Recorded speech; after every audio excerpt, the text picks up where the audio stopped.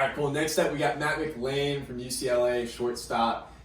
This is a guy that was a first-rounder out of high school, and he ended up taking a chance on himself, went to UCLA, and his draft stock has definitely improved since he first got drafted back in 2018. So you're looking at a guy that's right now great out as a 60-hit tool. He's got a 60 arm, 60 run, and you're looking at a 50 power and field.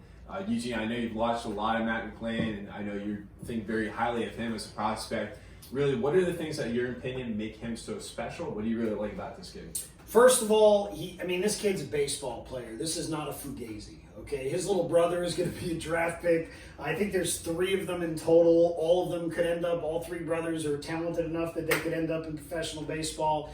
I've gotten to watch him a lot over the years. He's from Irvine, which is, Orange County, Southern California, where we're at. I've gotten to see him quite a bit. And God, man, he's a baseball player through and through. He moves like a champ, and he knows what he's doing. He has elite feel for the barrel because he has elite moves, and he knows what he's trying to do. He stops on a dime really well. His barrel holds its line and holds direction, and he has the ability to stay through baseballs because he lands really square and gets to the front side without leaking or flying open at all. Like, he has the ability to get to the fastball. He's got the juice to hit 20, 25 in the big leagues, maybe more as he starts to figure it out. I look at him as a very similar comp to Jose Altuve. And I got to tell you, more and more over there, we've been talking about this here for years. I've had a penchant for smaller guys, right, as big league hitters for quite a while now, because I feel like as the game continues to get harder, as pitchers continue to get better, man, those smaller guys, you just shrink that strike zone. The high fastball doesn't get to them the same. They have the ability to spit on it more. Because of that strike zone, that they can hunt a little bit differently. The levers are a little more compact, and as a result, they have control of the distal segments just a little bit better. When you combine all those things, and the game starts to realize as a whole that, hey, just because you're 5'8" or 5'10" doesn't mean that you can't hit 20, 30 jacks, right? The guys are just being allowed to hit home runs and doubles. Guys like this are being allowed to be elite performers instead of being screamed at to be, Peggy, Punch, and Judy and bunt and hit and run and just only hit balls the other way. I think he's a tremendous athlete. I think he's a tremendous baseball player. I think he knows how to hit. I think he knows how to hunt pitches. And he's an elite level swing, elite level mover. This is my favorite offensive pick in the entire draft. I like him better than Henry Davis. I think he's better than Henry Davis offensively, and I think he can do it at the big league level presently better than almost every single hitter here. Mm-hmm. So when you look at his movement signature, really, what are some of the things that stand out to you? What does he do exceptionally well? And really, especially on this pitch right here, he has a couple home runs. These are both in the same game. Well, first of all, okay, let's scroll back. Look how easy and how quiet that float move is, right? As soon as he picks up, he's starting to go forward. His gather is not rocking back and not stacking on top, but just gathering as he goes forward. That's what's supposed to happen. And then, almost more than anything else, he gets to this. Look at here. He gets the front foot down without the lead hip leaking and the upper body leaking open, which means he now has the ability, after getting in here, to not only get to the fastball, but to adjust as the pitch comes in as if it's an off-speed pitch, or it has spin, or it has break. As soon as you leak that hip or leak those shoulders, there is no shot that you have the ability to go get that pitch. There is no more adjustability. It doesn't exist. Your space is gone, your directional line is gone, and that happens too much. So when you see guys that know they're supposed to do it, and you can kind of tell when you watch them take BP that they're doing that on purpose, that's just so huge for me. This is a sign of adjustability. Look where the ball is. The ball is half to 3/4 of the way home, and he's still holding on, right? This is where that comes from. Keep scrolling. Look at the hands and how fast they outrace that pelvis. Look at his belt buckle. Where's his hip line? It's still to the opposite field. When you watch that other kid we were just talking about, House, he's already here with his hands back here. This is the opposite.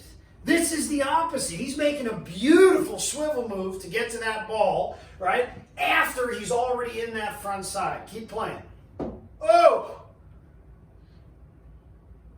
Oh, little kick and stick. Look at the recoil of the hips. See the directional line of the hips facing the opposite field?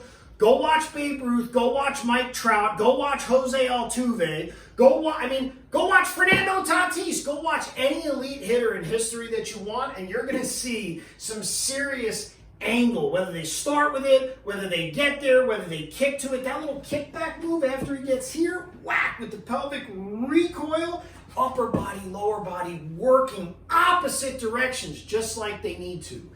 That is what it looks like. Yep. And this pitch right here, I believe, was an all-speed or a wave pitch. Yep. At the end of the day, it's what you talked about earlier, Luke. Like the best hitters we're looking for right now that can compete at the big league level, the ones that strike the ball most consistently right now, right? So, I mean, that guy does what's supposed to happen. He hits the ball hard in the outfield more often than anyone else, and he gets good positions, good points in time, and he's able to execute very effectively. See, like, and just really, this is an off-speed pitch. It's a collegiate level, pretty good off-speed pitch. Look where it's thrown, and look what he does to it. Do you see? He said the reason he does this is because his hips stay this way, because he's down square here. Because if he was leaked open like that other guy, there is no shot that he's able to do that. That's why these kinds of movement signatures are what we look for, what we train, what we work, because the best in the world do those things. And for us as trainers, not evaluators, it's not about everybody being the same. It's just about making sure that those big kind of checkpoints get hit and we move through them super clean. So anytime that's not, and the best in history do that better than everybody. You know, it doesn't matter what it looks like. Where you see Tatis, he does it. You see Pence, he does it. You see Pujols, he did it. You see Trout, the best do these things better than everybody else and more consistently. And I'm so sold. I love this kid. I think he's going to hit. He's going to hit at the big league level. I don't ever see him not hitting. I don't think you have to do anything with him. You can leave him alone, and he's in the big league. He's going to hit everywhere he goes. Yeah, so like we were talking about earlier, I think there's something special when you have a kid where they go first round out of high school and they have the balls to be able to skip, pass up on that money, go to school, and then prove on their draft spot and come back a better player. Like, I think that really says a lot about the kid, their makeup, their ability to take a chance on themselves. And obviously he has a very solid foundation of what he knows he needs to do. And he really made it happen, these past, if you want to call it 2.5 years at UCLA. So I think he's going to be, like you talked about, the hit tool's there. Like, he's going to hit wherever he goes, whatever level he goes. So I think it's not a matter of if he gets to the big leagues, it's really when. Yeah, that's why, as big league organizations look for guys and they're going through their draft stuff and they're trying to figure out, but we got this guy here, but we got that guy there. I don't know if I would pay attention to any of that shit. I mean, obviously you have to pay attention to some of it, right? You have to have full scope. But, man, I would draft the best of it. If I'm any hitter, I want the best available hitter, best available hitter, best available. You start stockpiling guys like that find barrels more than everybody else, you're going to have an entire system littered with dudes that rake, So for me, he's my favorite. That's my favorite hitter in the draft.